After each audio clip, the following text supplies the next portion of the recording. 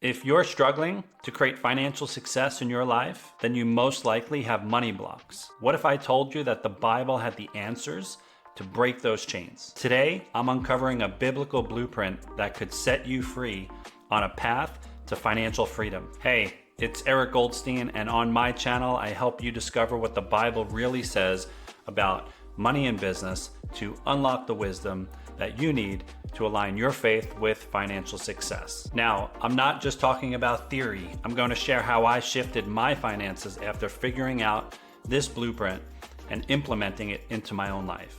I'm going to show you exactly what money blocks are and how they are keeping you from the financial growth that you're looking for.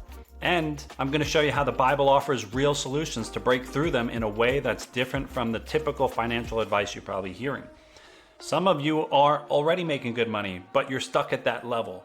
And I'm going to tell you there's always new levels. And I'm personally breaking through a new level right now, right? God's been working on my heart and helping me to heal certain blocks that I still have around money. But there's always new levels.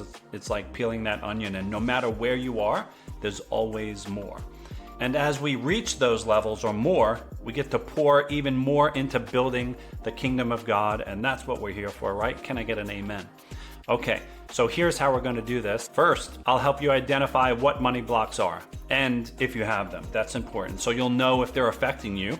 And then we're going to dive into a unique biblical blueprint that gives you powerful tools to release those blocks and step into financial freedom. And make sure to stick around to the end of this video, as I'll be sharing a powerful tip that I've personally used to accelerate the process of creating financial blessings after breaking free from money blocks. So what are money blocks? Pretty simple. They're beliefs, right? Beliefs that create a subconscious barrier that prevents you from achieving financial success.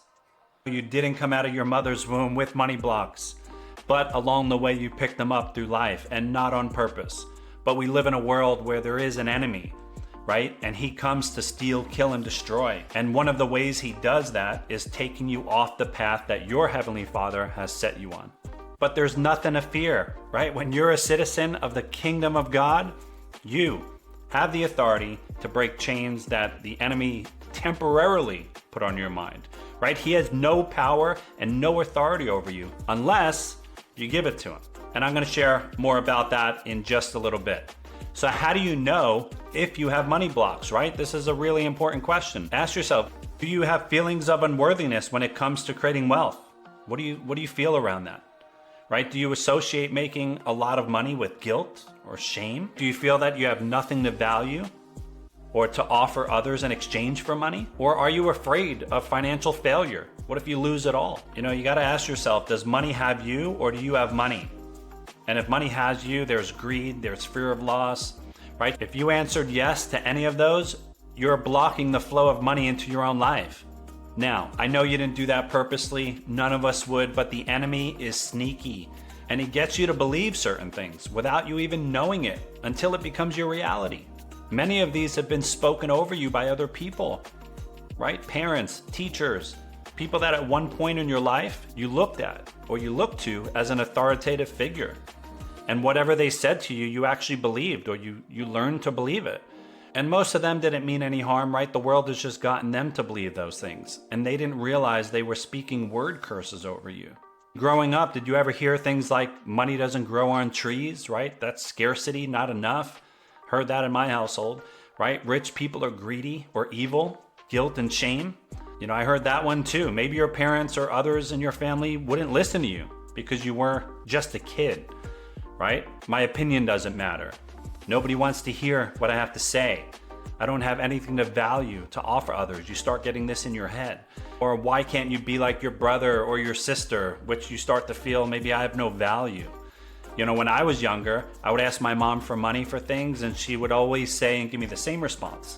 Who do I look like? Rockefeller? Right? And it sounds silly, these things that we hear. She was making a joke, but she actually didn't realize what she was speaking over me, what it would get me to believe. And as kids, we say silly things like, sticks and stones may break my bones, but words will never hurt me. Not realizing that they actually are hurting us because we take them on to be true. My mom wasn't aware of what she was doing when she was saying certain things. But those words got imprinted into my subconscious mind, and same with yours. They then become a barrier that stops you from receiving what you desire and what you deserve, right? God designed you to prosper.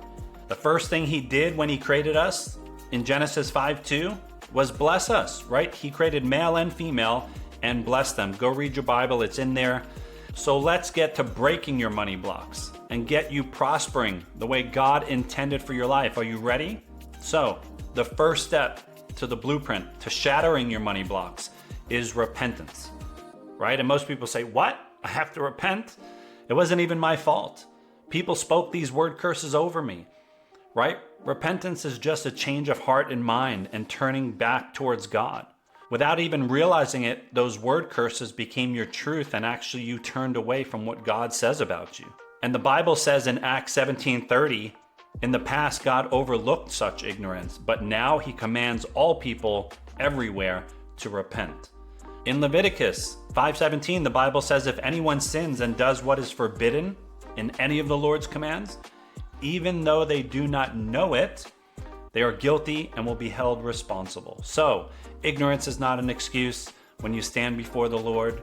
Even though you didn't know they were word curses that were being spoken over you, you believed them and allowed them to take away your true God-created identity, right? So you need to ask for his forgiveness for not guarding your heart and allowing what somebody else says about you to take authority over what he says about you. You know, I had to do this in my own life. My mother spoke a lot of word curses over me when I was younger, especially around the area of money, right? My mom lived from a place of scarcity around money. So that's what would come out of her mouth all the time. I remember when I was younger, I would go with my mom to get gas in the car. She would never fill up the tank. She would only put $5 in. You know, and this was back in the early 90s, so $5 would get you a lot further than a day, but still, she would only get about a quarter of a tank. And even though she was going to use the same amount of gas, it felt like she was spending more if she would put in the $20 to $25 right away to fill up the tank. You know, I was ignorant to the fact that this was actually affecting me, but it did for so much of my life. When I first started driving, guess what I did? I would only put $5 in the tank. You know, as I came to Christ and I started removing my money blocks, I had to repent to God that I allowed the feeling of scarcity to be placed above him. Now I can't not fill up my tank every time. It sounds small, but that emotional barrier of scarcity affected so many areas of my life, not just my gas tank. So the next step after repenting is you need to come out of agreement with the lies that the enemy has gotten you to believe. Even though you think on a conscious level you don't believe them, there's some part of your brain on subconscious levels that you do. Remember, money blocks are just beliefs that you've taken on to be true, but they're not truth. Big difference, right? There's a big difference in what you believe to be true and what is truth. What God says is truth. And some of the beliefs that you've taken on as true are not in alignment with God's word. So you want to say something along the lines of, I come out of agreement with the lie that blank, rich people are greedy, something like that, right? I break and bind the feelings of blank, greed, scarcity, right, around money and prosperity in the name of Jesus, right? You want to fill in whatever was spoken over you and be specific. Jesus has given you the authority to do things in his name. And through faith in him, you can act with power, you could perform healings, minister to people, to yourself, right? Don't try and muscle through things on your own strength. You've been doing that up until this point, right? When you have the power of Jesus, right? It's on the tip of your tongue, his name. So now that you've come out of agreement with the lies, and that's exactly what they are, call them what they are, it's time to come into agreement with God's word, the truth, and what he says about you. And it says in Proverbs 18:21, death and life are in the power of the tongue, right? Your words have the power to either keep you struggling or prosper you. You know, pay attention to what you're saying to others and what you're saying to yourself. Words are powerful, right? You're probably numb to a lot of what you're saying. It's on autopilot. We don't even realize it, but start paying attention to the words and the phrases that you're using. And you'll probably be surprised when you do this. You know, you'll start to ask yourself, why am I even saying that? I don't even believe that, right? Maybe you're just repeating something your parents used to tell you and you've heard it thousands of times. And when you catch yourself doing that, cancel it in the name of Jesus, right? Start speaking life-giving scripture over your life. over your finances and your business, right? Jeremiah 29:11, for I know the plans I have for you, declares the Lord. Plans to prosper you, not to harm you. Plans to give you hope and a future. I go on a worship and prayer walk almost every day. It's super quiet around here. I listen to worship music.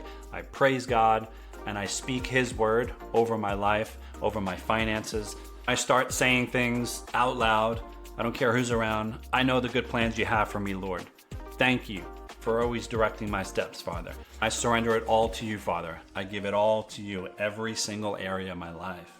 You know, this sounds super simple, but I'm telling you, spend the time. It's spending time with the Father, right? It's spending time in relationship, speaking with Him, not just asking Him for things, but asking Him to like really truly heal your heart, giving it to Him, praising His goodness, telling Him to guide your steps, asking for that healing around your heart. So now that you've repented and turned back towards the Lord, and you've come out of agreement with the word curses that were spoken over you, and you started to come into agreement with what God says about you, it's time to start healing your heart around money and show God that He can trust you. And one of the most basic ways that I found in the Bible to do this is through tithing, right? Giving 10% of what we earn back to God, right? Keyword back. One thing, it's showing honor to God because He provides the financial blessings, right, in your life. And it's returning the first part to Him, the first tenth, right? It's a reminder that all we have and all we earn belongs to Him. It came from Him and it goes back to Him, right? It's also a way of showing God that you put Him first and that He has your heart. You know, this was really hard for me when I first started tithing 3 years ago. I kept thinking when they would talk about it at church that the church just wants my money so the pastors can go and live like these great lives. I mean, man, was I broken and my heart needed some healing. You know, the Bible says in Malachi 3:10, bring the whole tithe, not 7%, not 5%, into the storehouse, that there may be food in my house. Test me in this, says the Lord Almighty, right? And see if I will not throw open the floodgates of heaven and pour out much blessings, that there will not be room enough to store it.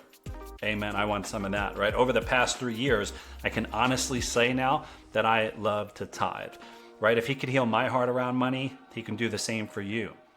You know, God doesn't want your money. It's all His anyways, right? But He wants your heart, right? As the Bible says in 2 Corinthians 9:7, God loves a cheerful giver.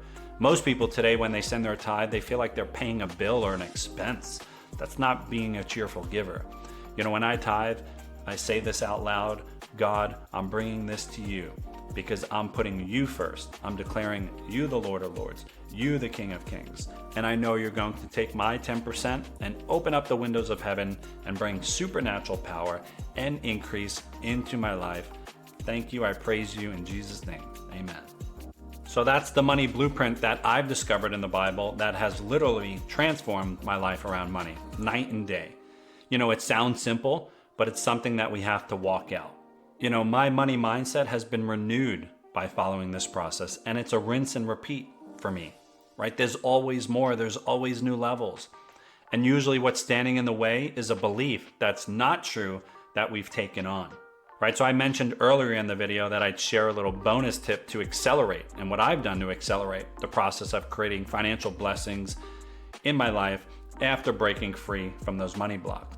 So my bonus tip is offerings, giving offerings to the Lord. An offering is very different than the tithe.